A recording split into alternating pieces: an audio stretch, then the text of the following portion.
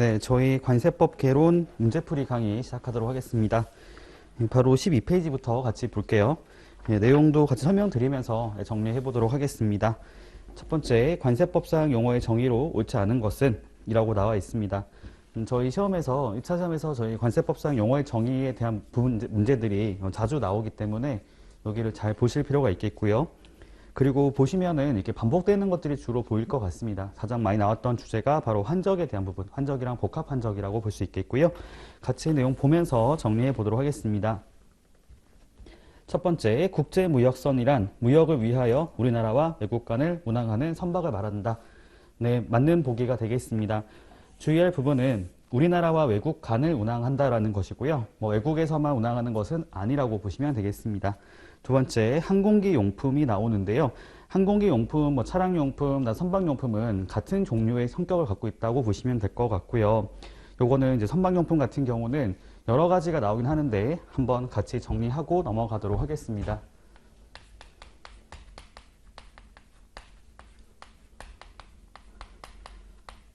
사실 저희 시험에서 선박용품의 정의 안에 들어가 있는 그런 물품의 종류를 묻는 건 나온 적이 없었는데 또 한번 같이 정리하고 가도록 하겠습니다.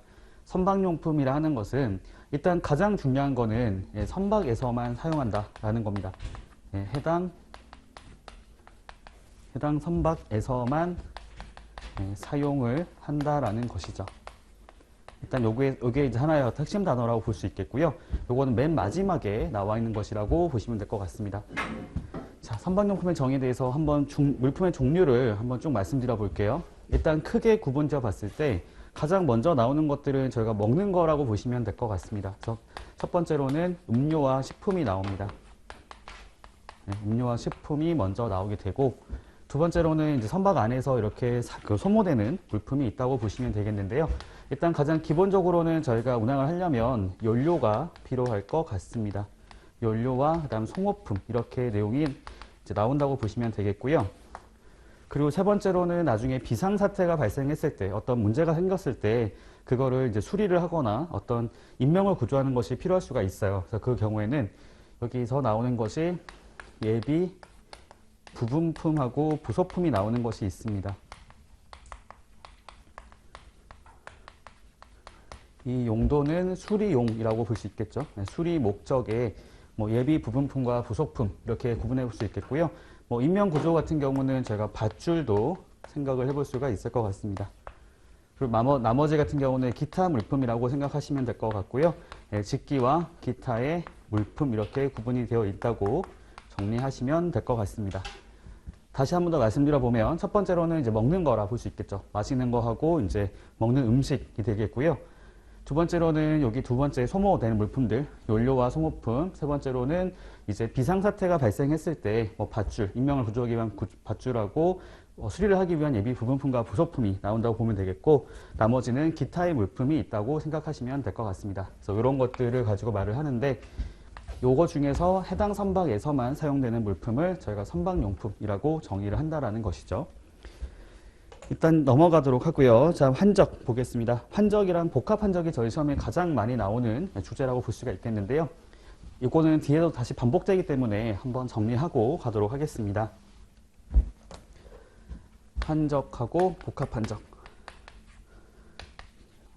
사실 요거는 저희 무역 영어하고 조금 비슷한 개념이 있기 때문에 혼동이 발생할 수 있어요. 환적이라는 것은 쉽게 말하면은 옮겨 실른다라고 이해하시면 되겠습니다. 옮겨 실른다. 그렇죠. 일단 구조가 물품이 들어왔다가 입항 또는 입국을 했다가 출항 또는 출국을 한다고 보시면 되겠습니다. 저희가 입항, 출항이라고 하는 것은 이제 배를 통해서 또는 항공기를 통해서 들어온다고 볼 수 있겠고요. 입국이라는 것은 그거겠죠. 직접 물건을 들고 다니는 경우라고 보시면 될 것 같습니다. 그러니까 저희가 입국이라는 단어 쓸 때는 사람이 오는 걸 말을 하잖아요. 입항 또는 출항이라 하는 것들은 저희가 그런 운송 수단을 말하기 때문에 선박이나 항공기를 가지고 물품이 온다고 하면은 저희가 입항이라든지 출항이라고 얘기할 수 있겠고요. 사람이 직접 휴대해서 온다고 했을 경우에는 그때는 입국, 다음 출국 이렇게 표현을 쓸 수가 있겠습니다. 자, 환적과 복합 환적을 구분할 때 관세법상에서는 크게 그걸로 보고 있습니다. 세관, 관할 세관에 대해서 관할 세관의 중점적으로 생각하시면 될 것 같아요. 그래서 환적이라는 것은 동일한 세관이라고 보시면 되겠고, 복합한 적은 서로 다른 관할제에 있는 세관이라고 이해하시면 되겠습니다. 그래서 이렇게 볼 수가 있겠네요. 기본적으로 물품이 인천항에 들어왔다라고 했을 경우에는 인천항에 들어왔다가 인천항에서 나가는 경우는 요거는 둘 다 인천세관이 관할 세관으로 들어갈 수가 있겠습니다. 요거는 동일한 세관의 관할 하에서 입국 또는 입항하는 운송수단에서 출국 또는 출항하는 운송수단으로 옮겨지는 것을 제가 환적이라고 말을 하고 있습니다. 그리고 복합한적은 이와 다르게 다른 관할제에 있는 세관이라고 생각하시면 되는 거겠죠. 그래서 예를 들어 말씀드려 보면은 인천항에 물건이 들어왔다가 인천에서 바로 출항하는 것이 아니고 요거를 다른 지역인 부산항으로 물품을 옮겼다라고 가정해 보시면 될 것 같습니다. 그래서 입국 또는 입항은 인천항으로 했다가 나중에 나갈 때 출국 또는 출항은 부산항 하게 됐을 때 여기서는 인천세관이 관할이 될 것이고요. 그리고 부산항에 나갔을 때는 부산세관이 관할 세관이 되겠습니다. 그래서 관할 세관이 달라지게 됐죠. 그리고 이거를 하려면 당연히 우리나라 안에서 보세 운송을 해야 될 것 같습니다. 그래서 특히 나오는 단어들은 서로 다른 관할 세관이고 가운데 보시면 운송을 해서 옮긴다는 그런 말들이 나오게 됩니다. 자, 그러면 보겠습니다. 환적이란 동일한 세관의 관할 구역에서 입국 또는 입항하는 운송수단에서 출국 또는 출항하는 운송수단으로 물품을 옮겨지는 것을 말한다. 네, 맞는 표현으로 볼 수 있겠고요. 아까도 제가 말씀드렸던 대로 키워드는 동일한 세관의 관할 구역, 동일한 세관이다라는 걸로 보시면 될 것 같습니다. 바로 5번으로 가볼게요. 자, 반대로 복합한적에 대한 정의가 나와 있게 되는데요. 여기 보시면은 이제 다른 세관의 관할 구역, 이게 바로 키워드라고 보시면 될 것 같고요. 가운데 보시면 이제 바로 뒤에 운송하여라고 말이 나오게 되잖아요. 다른 곳으로 가려면 우리나라 안에서 운송을 해야 되기 때문에 다른 세관의 관할 구역으로 운송해서 옮겨지는 것을 저희가 복합한적이라고 생각하시면 되겠습니다. 자, 그 다음에 4번으로 가볼게요. 반송에 대한 정의가 나오게 되는데 사실 반송이라는 것들은 저희가 수출하고 같이 비교해서 보시면 더 좋거든요. 제가 말씀을 드리겠습니다. 일단은 둘 다 공통점이 있어요. 우리나라에서 외국으로 물품이 반출된다는 것이 공통점으로 볼 수 있겠습니다. 수출과 반송은 둘 다 국내에서 외국으로 물품이 나간다라고 볼 수 있겠는데요. 다른 점은 반송은 물품의 성격이 외국 물품 성격이라고 보시면 될 것 같고요. 그 다음에 수출 같은 경우에는 내국 물품을 외국으로 보낸다고 보시면 될 것 같습니다. 그렇죠? 이게 가장 큰 차이점이라고 이해하시면 될 것 같아요.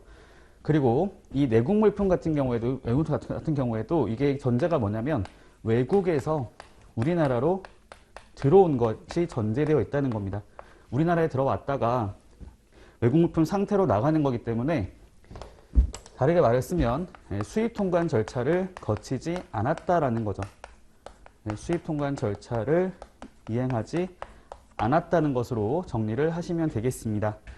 그래서 4번에 보니까요. 국내에 도착한 외국 물품이 수입 통관 절차를 거치고라고 되어 있어요. 이게 잘못된 거죠. 수입 통관 절차를 거치면 물품의 상태가 외국 물품에서 내국 물품으로 바뀌기 때문에 반송의 정의와 맞지 않다고 볼 수 있겠습니다. 네, 요거가 정답이다. 이게 올해 나왔던 기출문제였고요. 넘어가도록 하겠습니다.